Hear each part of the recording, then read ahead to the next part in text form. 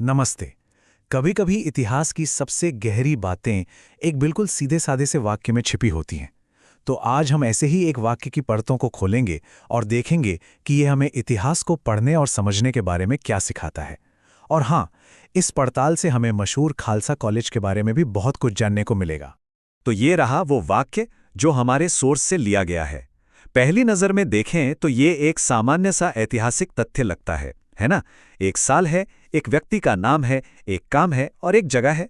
सब कुछ बिल्कुल सीधा और साफ। लेकिन क्या ये सच में बस इतना ही है? एक सीधा साधा बयान, या इसमें और भी बहुत कुछ छिपा है? चलिए इसी सवाल के साथ अपनी पड़ताल शुरू करते हैं। ठीक है, तो सबसे पहले इस वाक्य को इसके सबसे बुनियादी हिस्सों में तोड़कर देखते हैं। इसके मूल घटकों को समझते हैं। पहला और सबसे साफ हिस्सा है साल 1892। ये हमें इस घटना का एक पक्का समय बताता है। अगला है व्यक्ति का नाम, जे.बी. लॉयल। मतलब इस ऐतिहासिक घटना के जो मुख्य किरदार हैं जिन्होंने ये काम किया। फिर आता है उनका काम, उन्होंने नींव का पत्थर रखा। ये एक ठोस, बिल्कुल स्पष्ट एक्शन है जो उस दिन हुआ था। और आखिर में जगह और संस्था का नाम, अमृतसर में खालसा कॉलेज। देखिए, 19वीं सदी के अंत में सिंह सभा लहर के दौरान सिख समुदाय के लिए ये सिर्फ एक कॉलेज नहीं था। ये अपनी पहचान, अपनी संस्कृति और शिक्षा को बढ़ावा देने का एक बहुत बड़ा सपना था। इसकी जो शानदार इंडो सारासैनिक वास्तुकला है, वो आज भी उस विरासत की गवाही देती है। तो ये हो गए हमारे 4 मुख्य तथ्य: साल, व्यक्ति, काम और जगह। लेकिन अब कहानी का सबसे दिलचस्प हिस्सा आता है।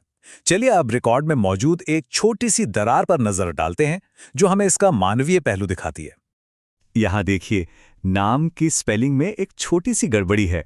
सही नाम है लायल, LYALL, जबकि टेक्स्ट में इसे लॉयल, LOYAL लिखा गया है। एक छोटी सी इंसानी भूल। अब जो बात वाकई में दिलचस्प है वो ये ब्रैकेट में लिखी हुई टिप्पणी है। ये हमें सिर्फ एक तथ्य नहीं बता रही, बल्कि ये हमें उस तथ्य के रिकॉर्ड के बारे में भी बता रही है। ये मान रही है कि रिकॉर्ड में एक गलती हुई है। और यही छोटी सी बात हमें इतिहास के बारे में एक बहुत बड़ी सच्चाई सिखाती है। इतिहास हम तक इंसानों के जरिए ही तो पहुंचता है, और ये प्रक्रिया हमेशा 100% सही नहीं होती। रिकॉर्ड्स नाजुक होते हैं। चलिए अब थोड़ा और आगे बढ़ते हैं। अब हम तथ्यों और गलतियों से हटकर उस भाषा पर ध्यान देंगे जिसका इस्तेमाल इस वाक्य में किया गया है। वाक्य में एक शब्द इस्तेमाल हुआ है, प्रतिष्ठित। इसका मतलब है सम्मान जगाने वाला या ऊंचा दर्जा रखने वाला। ये एक बहुत असरदार शब्द है। और यहीं पर सारा खेल है। प्रतिष्ठित शब्द 1892 का कोई फैक्ट नहीं है, हो भी नहीं सकता। उस वक्त तो ये कॉलेज बस एक नई शुरुआत थी। ये प्रतिष्ठित होने का दर्जा तो कॉलेज ने दशकों की मेहनत के बाद कमाया। यहां से बड़े बड़े विद्वान, खिलाड़ी और स्वतंत्रता सेनानी निकले। ये पंजाब में शिक्षा का एक गढ़ बन गया। तो ये शब्द उस समय का तथ्य नहीं, बल्कि बाद में जोड़ी गई एक व्याख्या है जो इसकी विरासत को सम्मान देती है।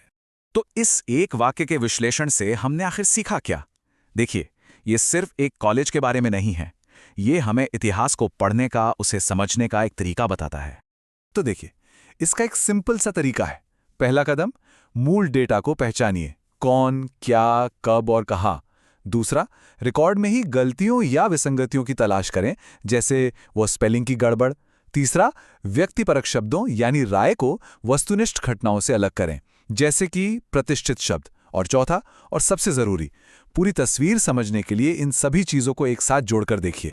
ये पूरी पड़ताल हमें एक बहुत बड़े सवाल के सामने लाकर खड़ा कर देती है। जब हम इतिहास पढ़ते हैं तो कितने तथाकथित तथ्य असल में तथ्य, मानवीय त्रुटि और बाद में जोड़ी गई व्याख्या का एक मिश्रण होते हैं? कितने ऐतिहासिक तथ्य ऐसी ही दरारों वाली नींव पर बने हैं? ये सोचने वाली बात है ना।